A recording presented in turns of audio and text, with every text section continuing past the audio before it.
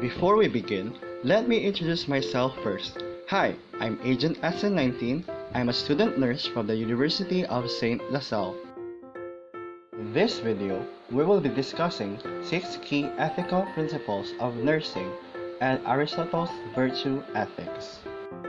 Health workers like nurses are not only exposed to the deadly virus where they get sick and be isolated for a long period of time from friends and families, but they are also likely to have the risk of psychological and moral distress that leads to burnout if the value of ethics is not integrated into practice. So, what is ethics? And why is it important in the healthcare system? Ethics is all about the choices we make. It's a system of moral principles that help us tell right from wrong, good from bad, that can give real and practical guidance to our lives.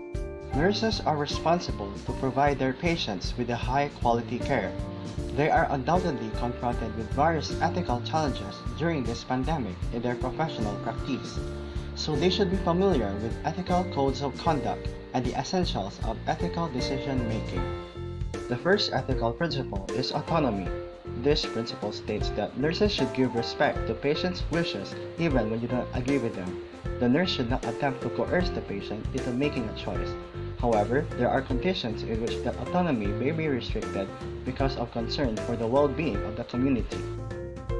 For example, if a communicable disease such as COVID-19 is diagnosed in a patient, he is required to undergo 14-day self-quarantine and have to be isolated to prevent the spread of the disease.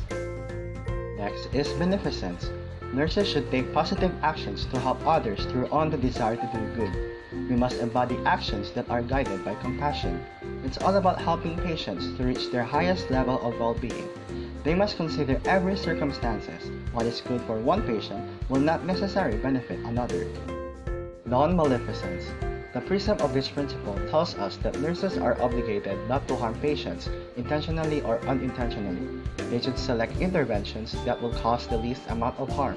They should remain competent in the field and report any suspected abuse. Justice.